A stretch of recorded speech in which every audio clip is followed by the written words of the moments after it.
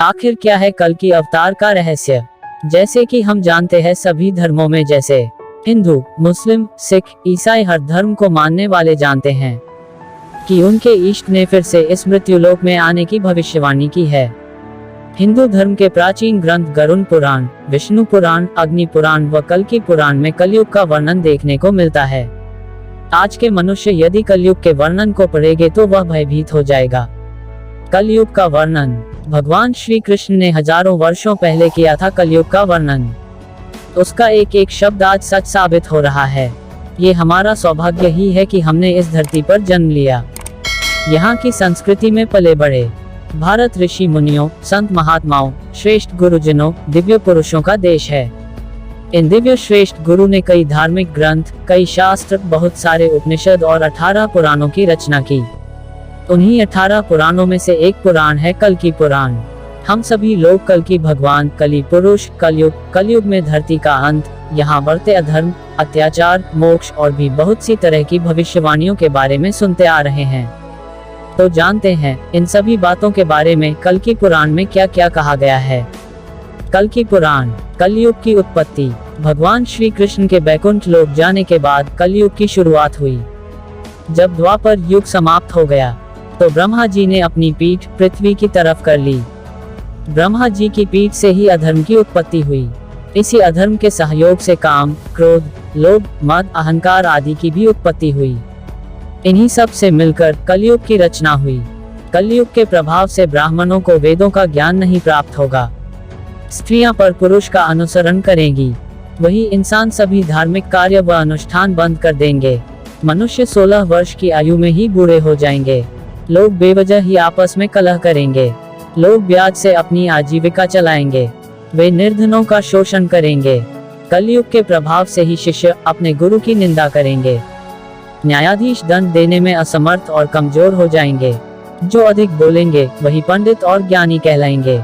धन की कामना से ब्राह्मण शूद्रों के यहाँ भोजन, भजन व पूजा आदि करेंगे। स्वयं राजा ही प्रजा का शोषण करेगा, जिसके कारण सारी प्रजा कर्ज में डूब जाएगी। तब सारी प्रजा जंगल में रहने के लिए विवश हो जाएगी। कलयुग के प्रथम चरण में लोग भगवान की निंदा करेंगे। कलयुग के दूसरे चरण में लोग भगवान को भूल जाएंगे। तीसरे चरण में वर्ण संकर उत्पन्न होंगे। चौथे चरण में लोग जाति, पाति, धर्म सब भूल जाएंगे, जिससे पृथ्वी पर उपस्थित सभी देवता पीड़ित होंगे। वे पृथ्वी की रक्षा और धर्म की पुनर्स्थापना के लिए ब्रह्मा जी की स्तुति करेंगे। तब ब्रह्मा जी सभी देवताओं के साथ भगवान विष्णु की स्तुति करेंगे। कलयुग में पुनः धर्म की स्थापना करने के लिए प्रार्थना करेंगे। कल की अवतार कब होगा? सभी देवताओं की स्तुति सुन भगवान विष्णु ने कहा कि मैं शीघ्र ही कलयुग में संभल ग्राम में जन्म लूंगा। मेरा जन्म विष्णुयश ब्राह्मण के यहाँ उनकी पत्नी सुमति के गर्भ से होगा। भगवान विष्णु वैशाख शुक्ल द्वादशी के दिन इस धरती पर जन्म लेंगे। भगवान विष्णु के इस धरती पर आते ही स्वयं गंगा जी उनका अभिषेक करेंगी। सभी लोग वेदों का अनुसरण करेंगे। सहृदय ब्राह्मण विष्णुयश पुत्र के नामकरण के लिए यजु और सामवेदी ब्राह्मणों को आमंत्रित करेंगे। भगवान कल्कि के बालक रूप का दर्शन करने के लिए सब चिरंजीवी भिक्षुक का भेष बनाकर संभल ग्राम में आएंगे। विष्णुयश आदर पूर्वक सभी का सम्मान करेंगे। सभी भिक्षुक विष्णुयश की गोद में बैठे भगवान कल्कि के बालक रूप का दर्शन करेंगे। वे उन्हें पहचान लेंगे कि यह श्री हरि विष्णु हैं, जिन्होंने कलयुग के पापों का नाश करने के लिए अवतार लिया है। अतः इनका नाम कल्कि होगा, जो कली का अंत करेंगे। इस प्रकार सभी उनका नामकरण कर वहां से चले जाएंगे। कल्कि पुराण, कल्कि अवतार की शिक्षा। माता सुमति ने कल्कि का पालन पोषण किया।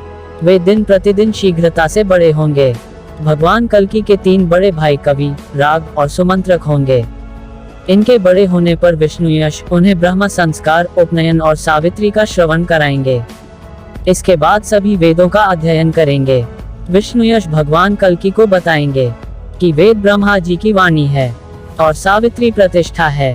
वेद 10 संस्कारों से युक्त ब्राह्मणों के पास निवास करते हैं। विष्णुयश उन्हें 10 संस्कारों ज्ञान प्रदान कर उनका उपनयन संस्कार करेंगे। तब भगवान कल्कि कहेंगे कि मैं 10 संस्कारों से युक्त और वेदों के ज्ञाता ब्राह्मण से शिक्षा लेना चाहता हूँ। इस पर विष्णुयश कहेंगे कि ऐसा ब्राह्मण अधर्मी और ब्राह्मण के शत्रु कली के सताने से सभी ब्राह्मण ये स्थान छोड़कर चले गए।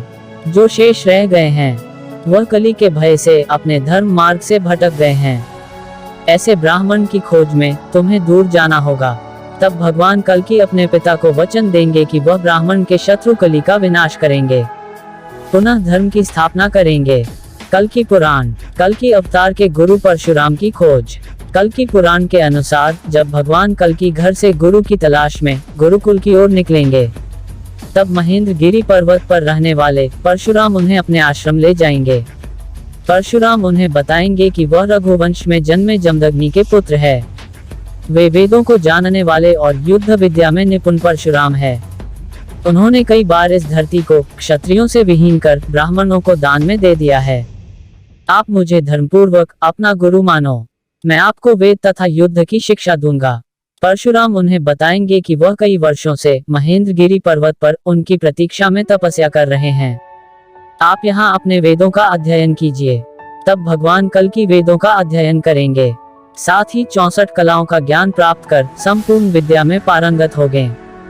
इसके बाद परशुराम से कहेंगे कि जिस दक्षिणा के देने से मुझे सर्व सिद्धि की प्राप्ति हो, जिस दक्षिणा की प्राप्ति से आप संतुष्ट हो, वह दक्षिणा मुझे बताए। इस पर परशुराम जी भगवान कल्कि से कहेंगे, आप स्वयं भगवान विष्णु के अवतार हैं। आपने मुझसे वेदों व युद्ध की शिक्षा प्राप्त की।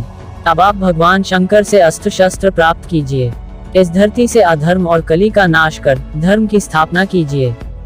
यही मेरी गुरु दक्षिणा होगी। कल्कि पुराण। कल्कि अवतार का भगवान महादेव से अस्त्र शस्त्र प्राप्त करना। भगवान कल्कि परशुराम से आशीर्वाद लेकर भगवान शंकर के पास अस्त्र शस्त्र प्राप्त करने के लिए जाएंगे। तब भगवान कल्कि बिल्केश्वर महादेव मंदिर पहुंचेंगे, जहां महादेव का विधिवत पूजन कर और उनका हृदय से ध्यान करेंगे। शस्त्र प्राप्ति के लिए स्तुति करेंगे, फिर शिव स्तोत्र की रचना करेंगे। भगवान कल्कि के शिव स्तोत्र को सुनकर भगवान शंकर मां पार्वती के साथ वहां प्रकट होंगे। महादेव प्रसन्न होकर भगवान कल्कि से वरदान मांगने को कहेंगे। भगवान शंकर भगवान कल्कि को शीघ्रगामी अनेक रूपधारी गरुणश्वर एवं सर्वज्ञ शुक्र प्रदान करेंगे। इसके साथ ही रत्न स्वरूप महाकाल कराल, अत्यंत चमकती हुई और पृथ्वी का भार सहन करने वाली तलवार कल्कि को प्रदान करेंगे। फिर भगवान कल्कि ने भगवान शंकर को प्रणाम किया। भगवान शंकर अपने धाम को चले गए। भगवान कल्कि भगवान शंकर द्वारा प्रदान किए गए गरुड़ अश्व पर बैठकर तीव्र वेग से अपने ग्राम संभल आएंगे। वह राजाओं को उपदेश देंगे कि वेद ही उनका अंश है।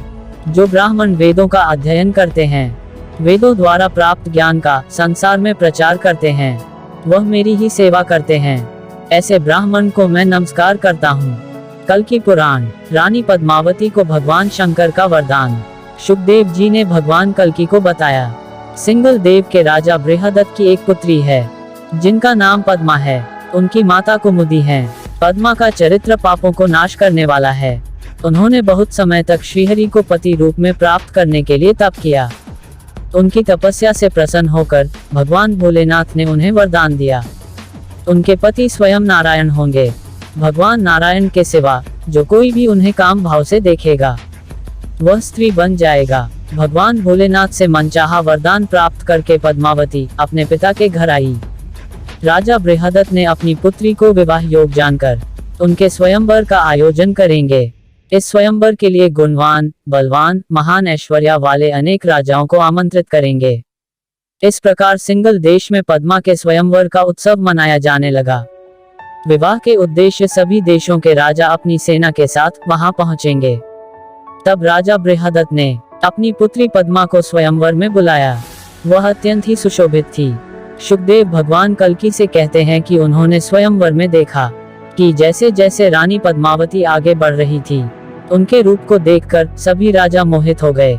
उनके मन में पद्मावती को पत्नी के रूप में प्राप्त करने की इच्छा जागृत हुई। उनमें काम भाव प्रकट हुआ। भगवान शंकर के वरदान अनुसार सभी राजाओं ने स्त्री का रूप धारण कर लिया।